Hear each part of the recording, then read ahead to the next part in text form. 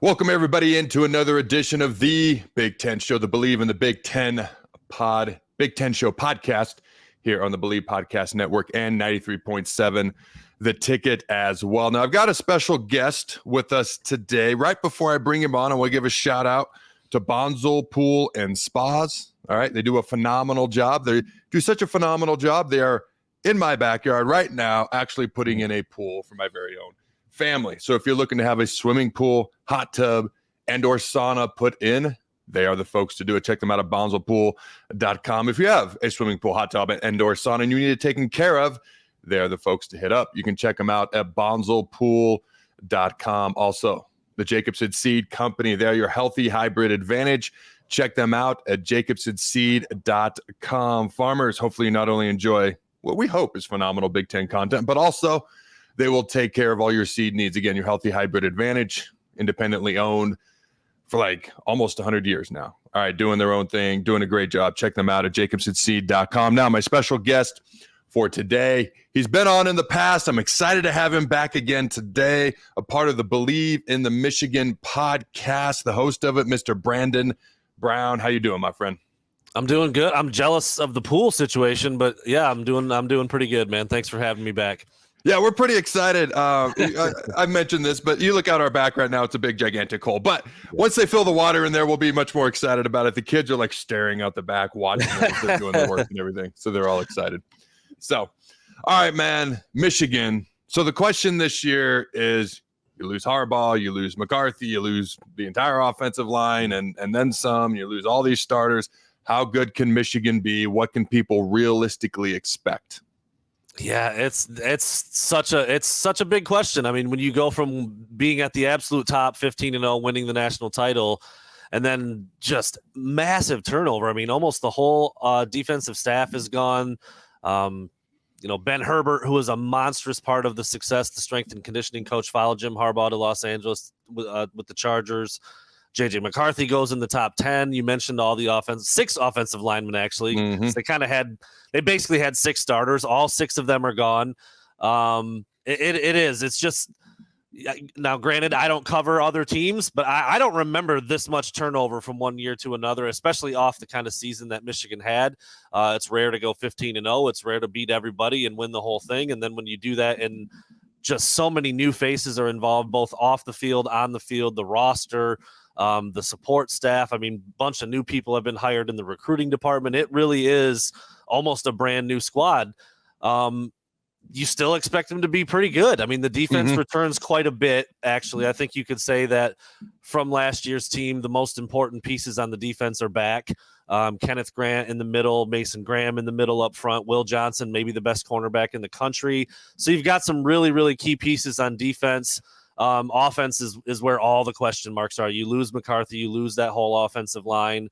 You've got, guys getting promoted up the ladder as Sharon Moore moves up to head coach. Your quarterback coach becomes your OC, and you're just really kind of waiting to see what happens. And then everybody's curious about the quarterback. It looks and feels like it's going to be Alex Orji, but I don't think that's even a guarantee at this point.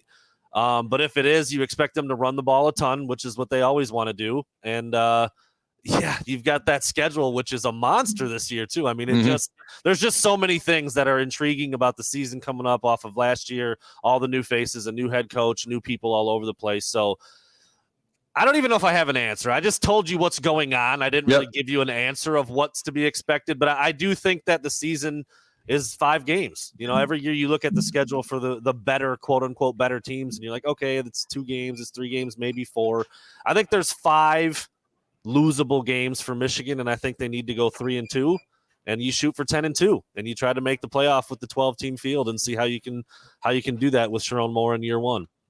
So I actually want to go through and kind of talk about everything you just outlined, because that's basically the list of questions that I have here. But that was perfect, because that's what's on everybody's mind, especially Michigan fans. I actually want to go back and talk about something I don't know that's been talked about enough, and that's Ben Herbert, the strength and conditioning coach, the $1 million strength and conditioning coach, the guy that Ben Herbert called basically the backbone of the program.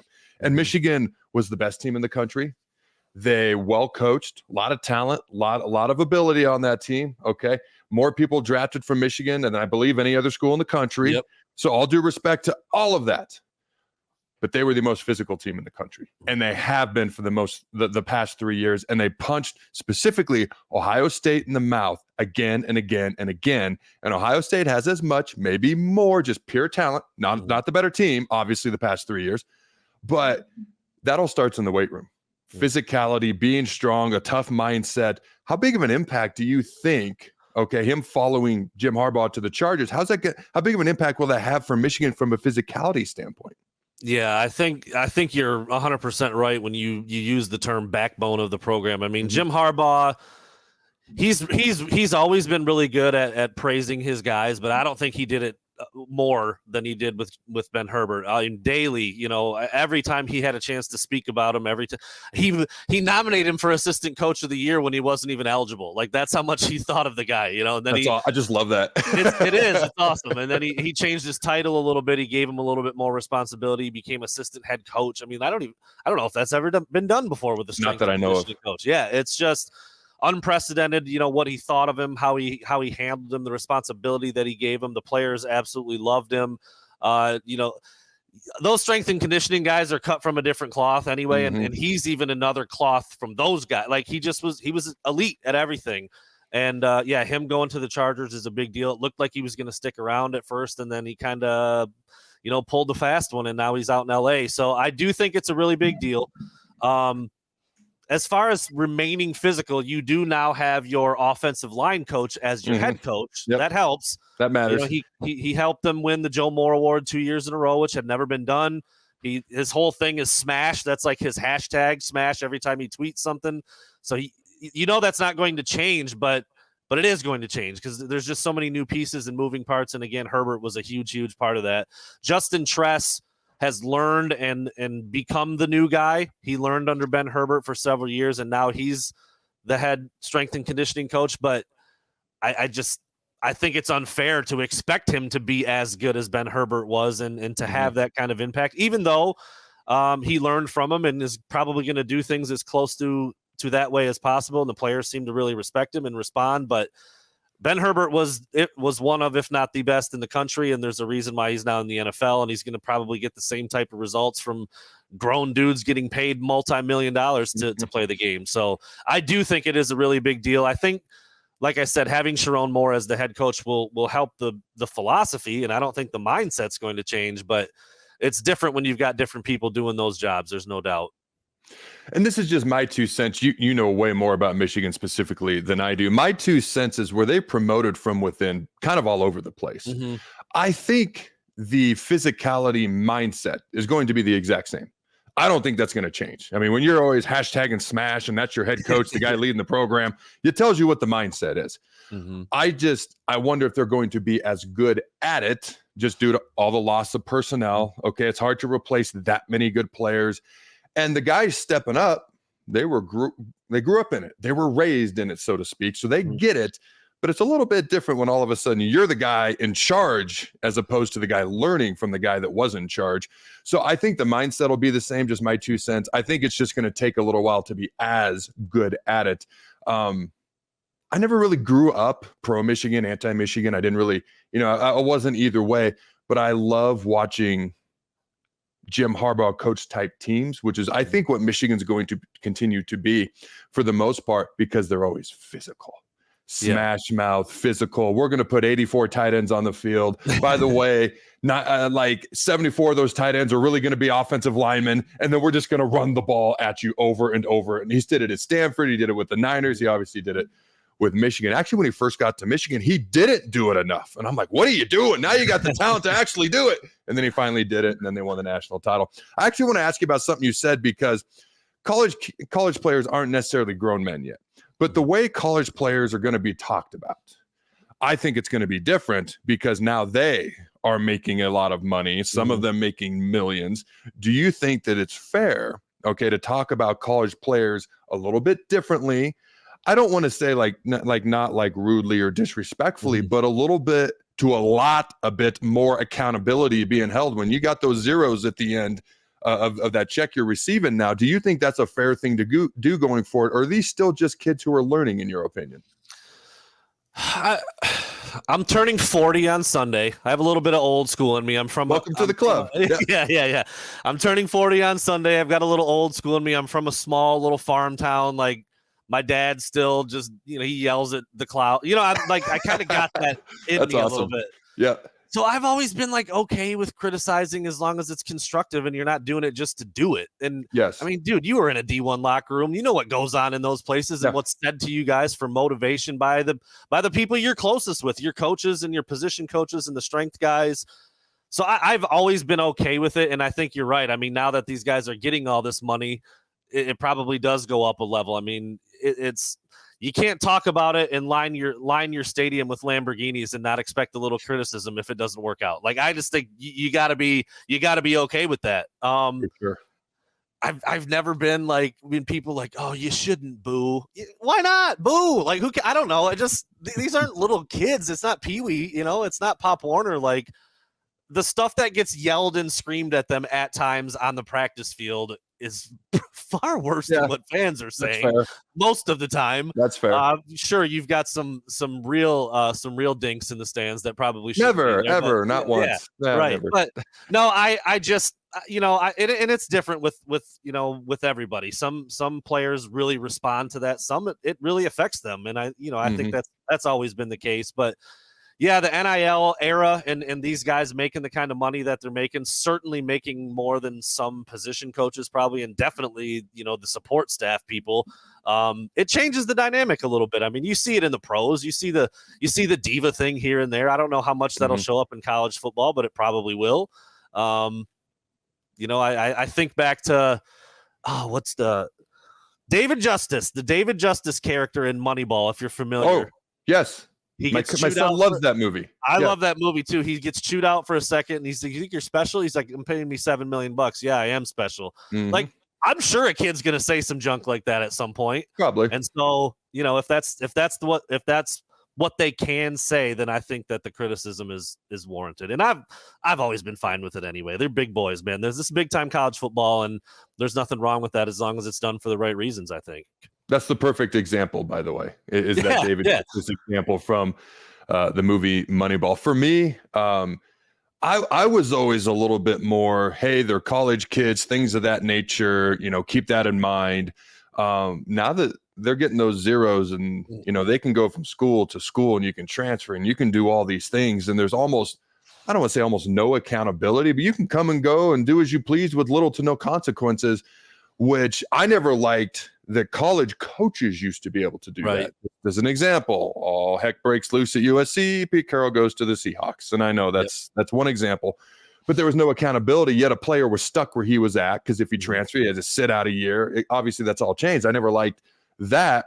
Now it's kind of chaos the other way. But to me, the more money you're making, the more fair it is to hold you accountable. I've always said passionate with respect. Don't make it personal. You know what I mean? So, okay. So you talked about JJ McCarthy, all right, a top 10 pick. And, there's so many question marks right now around Alex Orji. If he is the guy, let's say he's not the guy, if he's not the guy, who do you think would be the guy? And where he's so good with his feet, maybe another guy's better throwing the ball through the air. Do you think there could be a 2 quarterback type situation at Michigan or not this fall?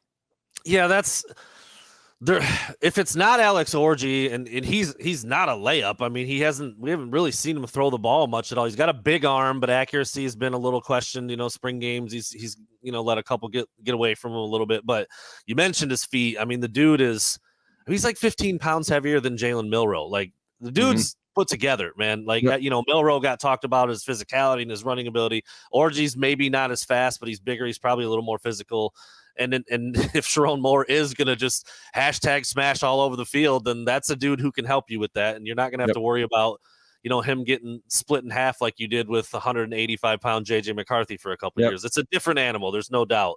If it's not him, there just isn't another guy that seems like an obvious answer. I guess I would maybe lean Jack Tuttle because he's played before. You're talking about is it his 6th year at least? He's had several medical red shirts in the COVID year, and now he's back again. But he started games when he was at Indiana. He's played some football, and he's got a good mix of arm and leg talent, and beyond that, it's a bunch of guys who haven't done anything, and so it's really hard to imagine it being anybody else other than those two guys. But Davis Warren has done some nice things in the past. I really don't think the freshman Jaden Davis is going to be close to ready. He's just not there. And then again, you've got Jaden Denegal, who's never really played.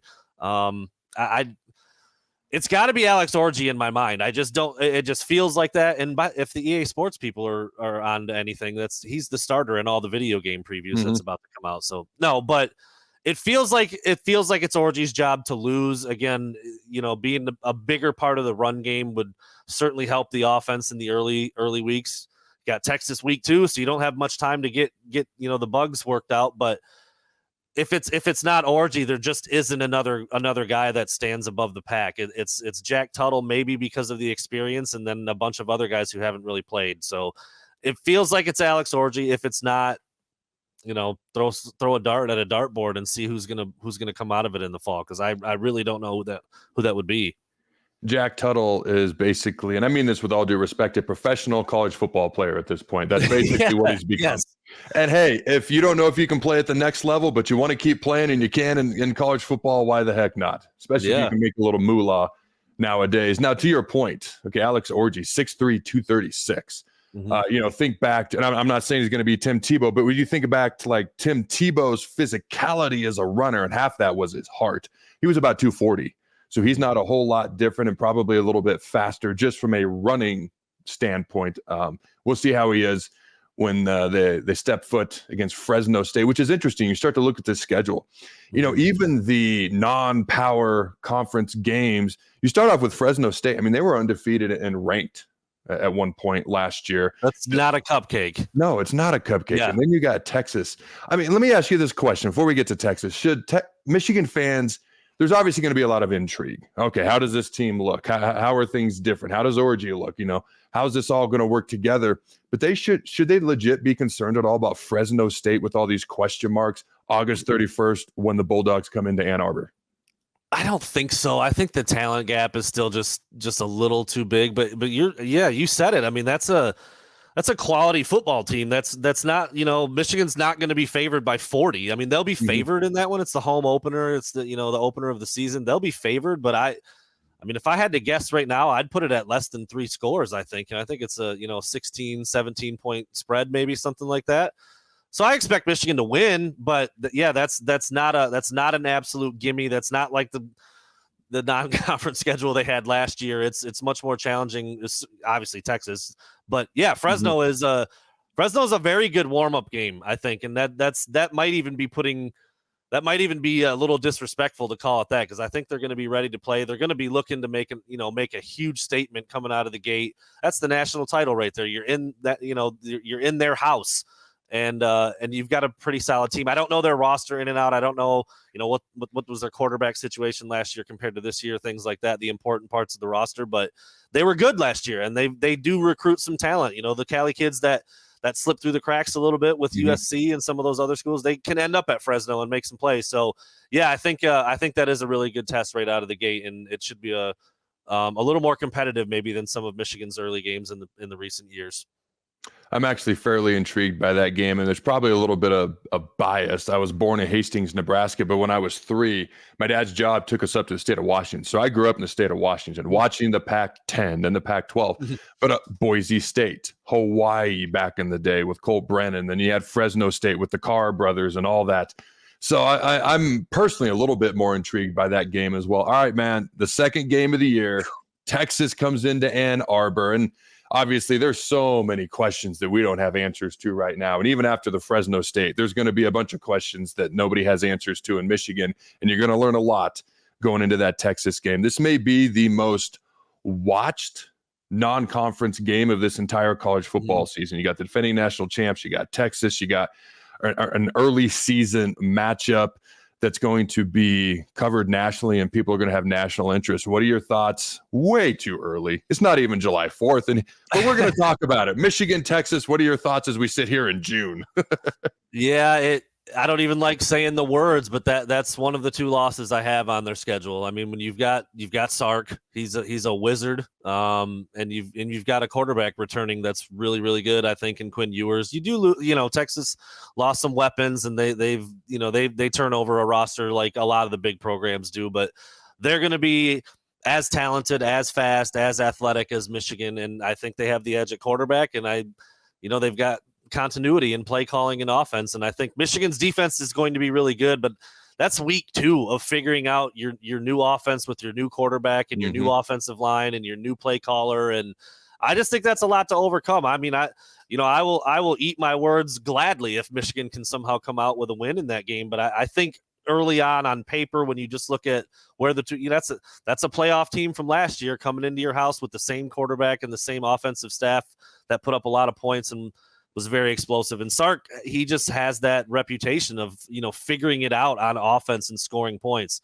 Michigan didn't give up a lot of points. They, I remember all the Michigan haters were like, that Washington game, they haven't seen a quarterback like Penix. They haven't seen it, and they shut him down.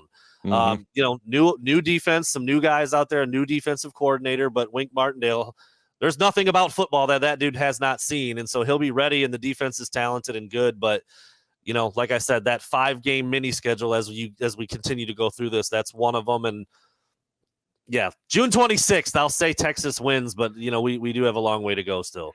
Dude, going back to that Washington game, the last time I've seen a quarterback that beat up, Michael Penix was. Man. I mean, he looked like somebody took a Louisville Slugger to him in the alleyway, and he was trying to walk home afterwards, walking off the field at the end of that game.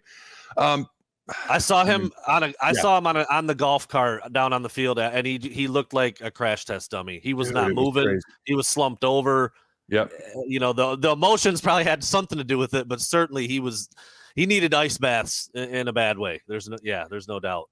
There's a few games that stand out to me where a quarterback got beat up, so to speak, in big time situations. And I don't know, like, obviously Tom Brady's the GOAT, seven rings and all that, but the 2 losses to the Giants in the Super Bowl, that D-line from the Giants, they won the game. Eli Manning was clutch.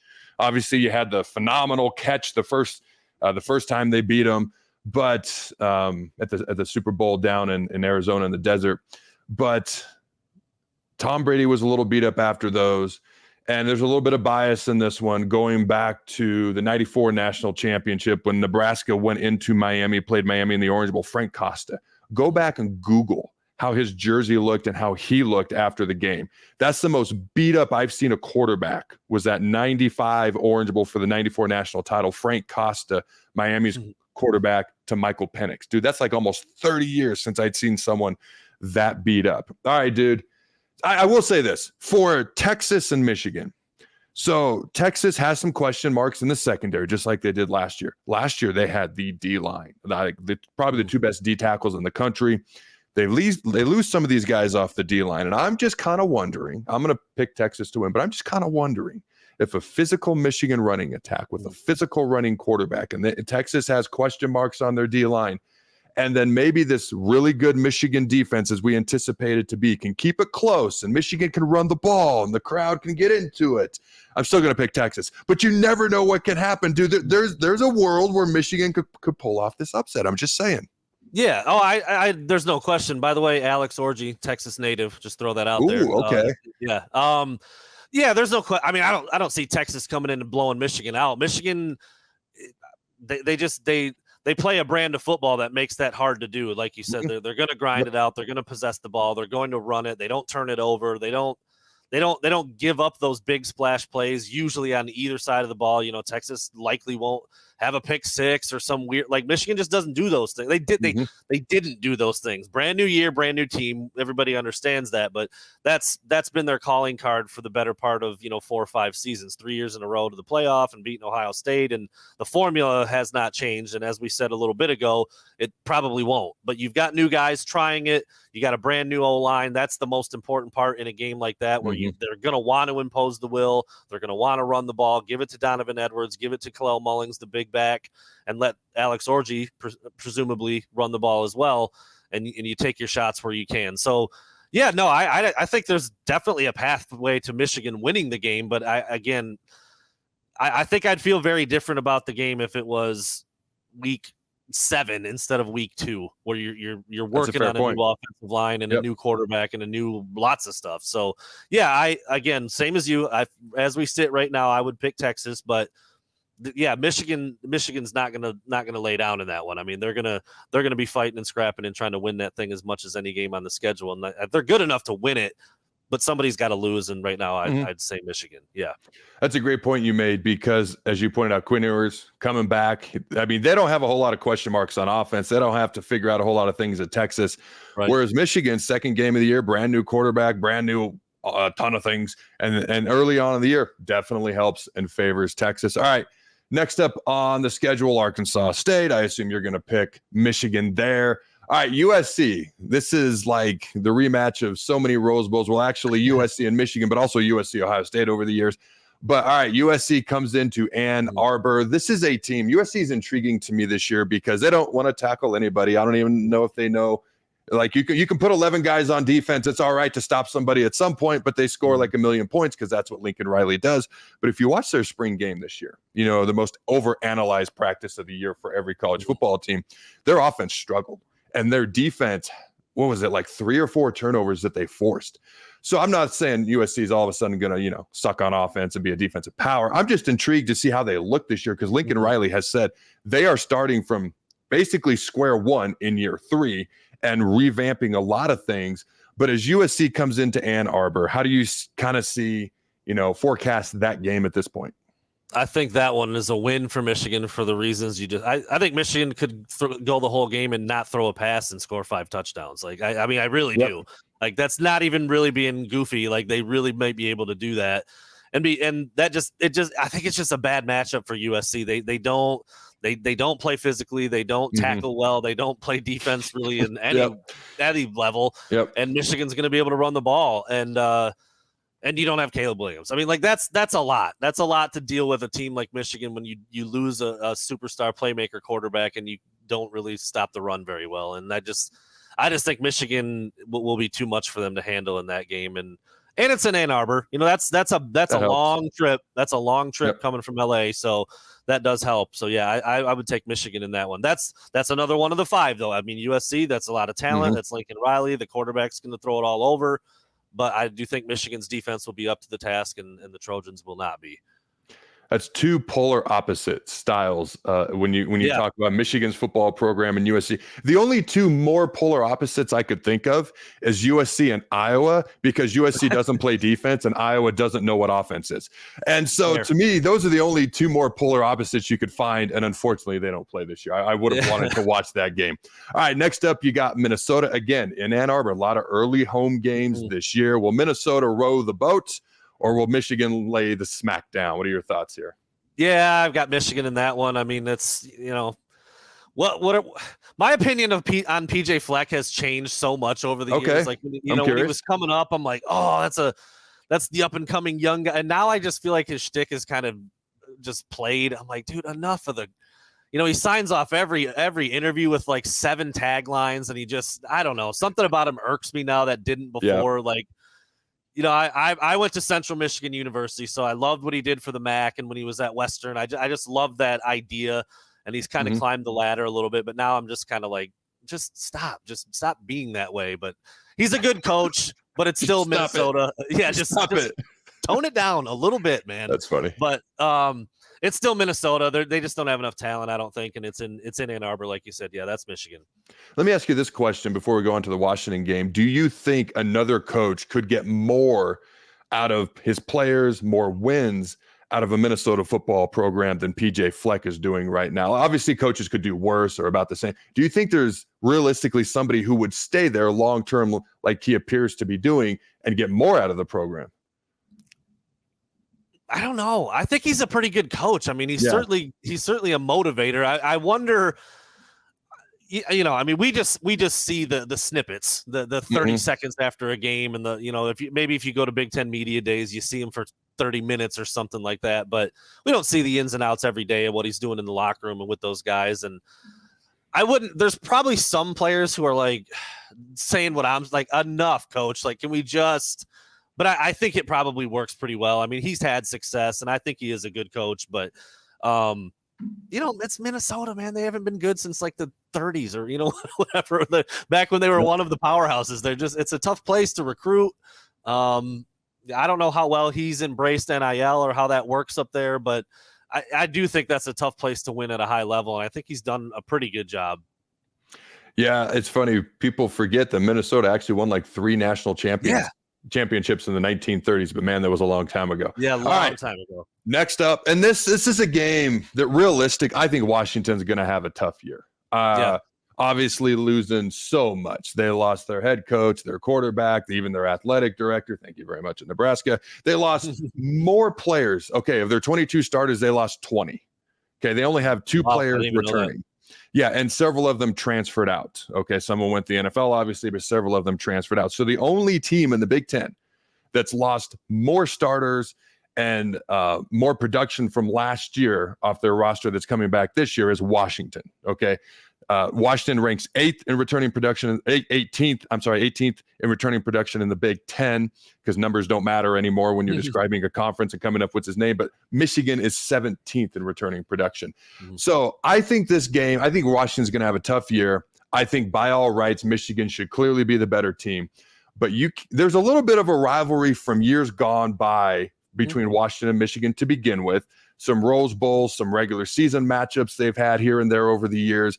I think they're going to want revenge for the national championship. I've been in Husky Stadium. It is beautiful. It is loud. I think Michigan wins, but I think this game is close, interesting, and entertaining for about 2.5 quarters, and then Michigan just starts to push them around that last quarter and a half. What do you think? That's pretty much exactly what I see. I mean, I didn't know it was 20 of 22. I knew they lost a lot, all their outside weapons, obviously Michael Penix, a coaching change. They're dealing with a lot like Michigan is, I think, but not as sound on defense. And when you lose so much high level production, and that's what they thrived on. And Michigan was able to handle it in the national championship game, and now they don't even have it. I think that's a lot to overcome. I'm with you.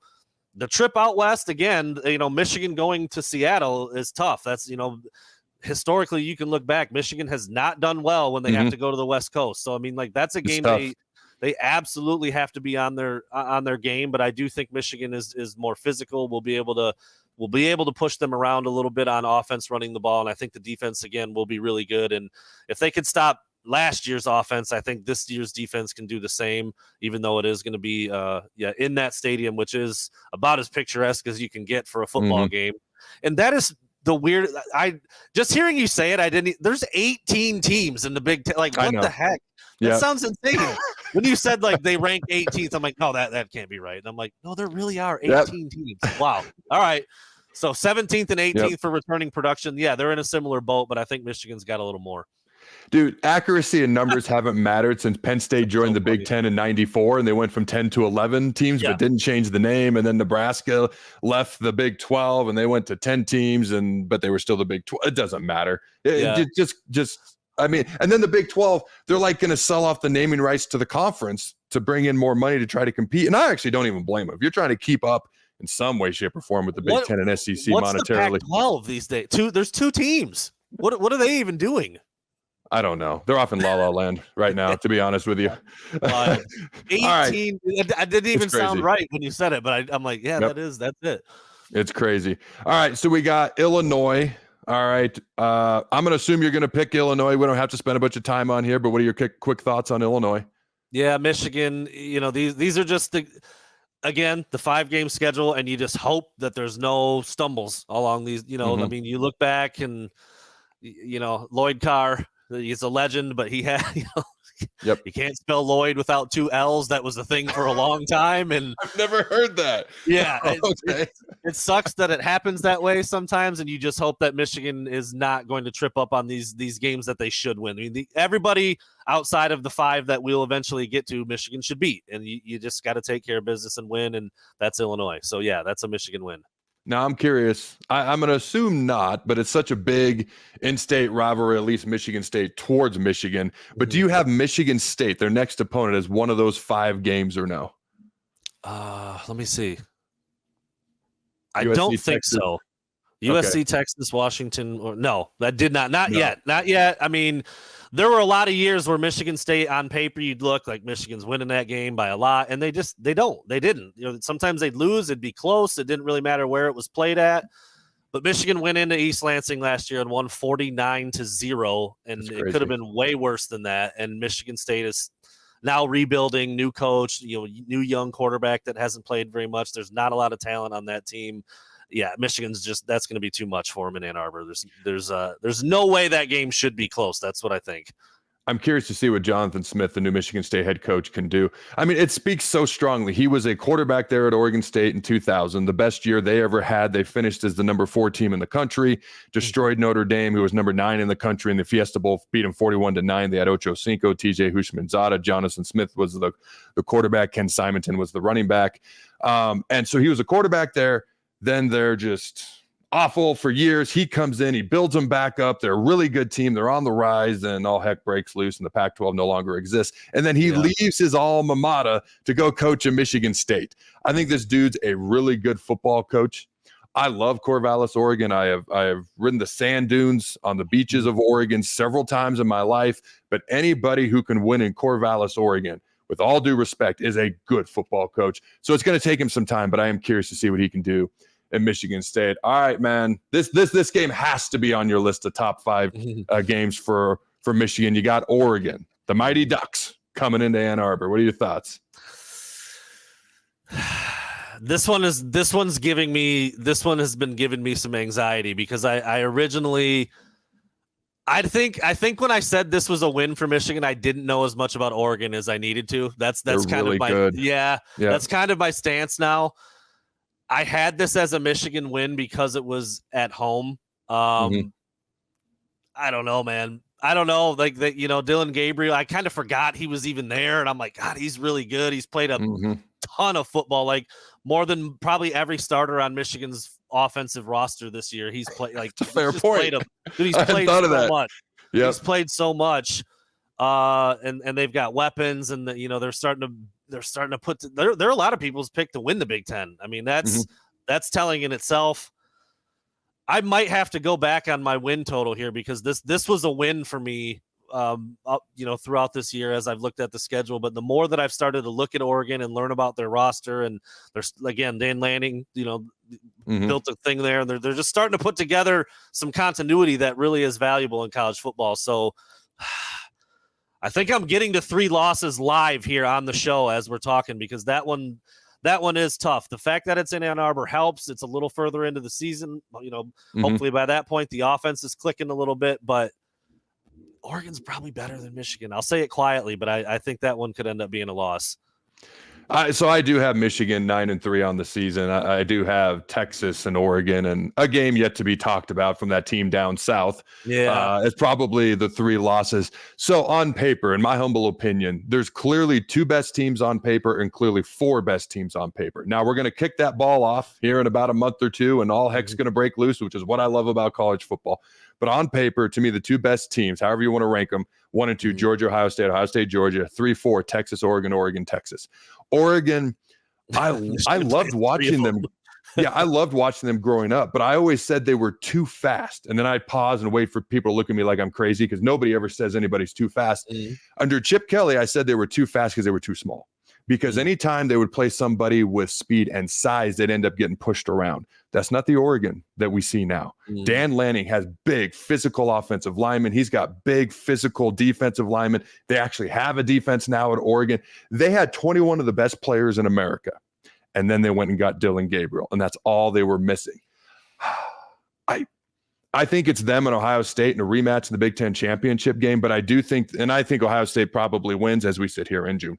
And we haven't even seen the first matchup or anything, really. But this is fun talk for the summer as they build my pool. And but I digress. My point is simply this. I think Oregon, like when they would play Ohio State or they'd play Auburn in that national championship game, and obviously Cam Newton was a phenom that year, but I think about when they would play really good teams, they were just too small. That is not the case anymore. Michigan's probably I'm not going to sit here and say that Oregon's going to be more physical than Michigan or can even match them. But this may be one of the few times in the history of college football where Oregon will be right there, like maybe just a notch or smidge below Michigan when it comes to physicality. I just think they have too many other things Michigan doesn't right now. All right, my man, next on the schedule, and we can go quickly if you want. We've got Indiana and we've got Northwestern as your next two games. What are your thoughts there? Yeah, those are pretty bad teams. Northwestern was not good last year, but better than I think a lot of people thought. Yes, they were. The head coach's name escapes me, but he impressed me last year. I remember sitting at Big Ten Media Days and hearing him talk, and all the Pat Fitzgerald was out, and all the stuff that was going on, and the hazing, and all just the weirdness and I'm like, that team's not going to win a game, and they won several games actually, and put up a fight in some other ones where they probably had no business doing that. But Michigan will beat both of those teams. That's the bottom of the Big Ten for the time being, and they're both going through a little bit of a rebuild and trying to figure some things out. So yeah, that's 2 wins for Michigan. They may be the 2 worst teams in the Big Ten. David Braun is the Northwestern There you go. coach. There you go. I mean, kudos to him. 8-5 last year. The year before that, they were 1-11. And then crap hits the fan like no other. He all of a sudden becomes the head coach. Pat Fitzgerald, who was a legend at the time in Northwestern football as a player, starting linebacker. The last time they went to the Rose Bowl, I think that was 93. They played USC, Keyshawn Johnson. And then the winningest coach they've ever had there. And just a legend. He's gone. Now you're just kind of thrust in. And this was a 1-11 team. And now you're probably not going to win a game. Oh, wait, we're 8-5. And now he's unreal. The reigning Big Ten coach of the year. That being said, Michigan smashes. Okay, in my humble opinion. I remember just thinking while he's on the podium, I'm like, this is a dead man. This is the worst situation you could want. And I didn't even 8-5. I didn't know. I thought it was like 6. I'm like, I think they got bowl eligible. What a job. Yeah, 8-5 is incredible for that situation. All right, man. The game, Ohio State. All right, you got to go into Columbus this upcoming fall. Michigan at Ohio State. What are your thoughts there? Ohio State's really, really, really good on paper, but they've been really good on paper for ever. And Michigan has now won 3 games in a row against them. I do have that one as a loss this year. It's in Columbus. I think they're just so loaded. I mean, they went out and they basically got sick of losing to Michigan. They're like, we're gonna go get this guy and that guy and this guy and that guy and this guy in the portal, and we're still gonna recruit really well because we always have. And $13 million and Ryan Day's talking money, and they don't care. They're just give us the best guys. That's what we need. We got to win this year. Ryan Day hasn't slept in 3 years. Like that's what they got to do. And I think they put together a roster that's good enough. Because of what Michigan, it's just as much about what Michigan's going through and dealing with as it is Ohio State, in my opinion. It's the last game of the year. They'll have 11 games under their belt by that point, and that certainly will help. But Michigan is turning over a ton, like we talked about. And so I just think in Columbus, all the talent. I don't love the transfer quarterback. I will say that. I'm not a big fan of Will Howard, but Michigan's got a big question mark at quarterback too. I kind of look at that. Here's the 3 losses. Who's got the better quarterback between Michigan and Texas? Who's got the better quarterback between Michigan and Oregon. Ohio State, I don't know if you can give the edge to Will Howard. He's played more, but I think he's at least even maybe with what Michigan might have, and then the rest of the roster is just really, really good. I don't know. Maybe Michigan's running for 400 yards a game by week 12, and if that's the case, then they might be able to pound it out again in Columbus. But as of right now, it pains me with your big red background on your show here that it's probably Ohio State this year. Yeah, it's interesting. You pointed out the biggest question mark for the Ohio State Buckeyes is the quarterback position. All right, this is the guy who beat out another guy who was the starter, to take the starting job for him. And then he lost in Will Howard his starting job to a freshman, essentially, at Kansas State. And then he comes to Ohio State. Now, I'm actually excited to see what Chip Kelly can do with Will Howard. He can use his legs. There's talent all over the place. They got the most talented running back combination duo in the entire country.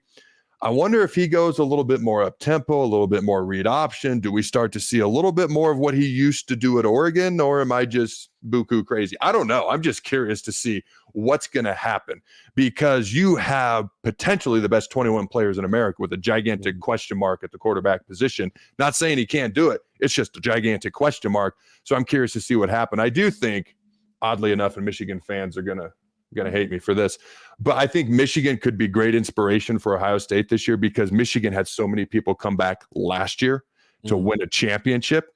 Ohio State, I mean, guys like Emeka Ibuka, 8 starters on that phenomenal defense. That's an NFL defense over there. Those guys could have all gone. They came back to win a championship, and it's eerily similar to what Michigan did the year before to me, as much as I know that's going to make Buckeye fans puke and Wolverine fans puke. I got Ohio State winning this.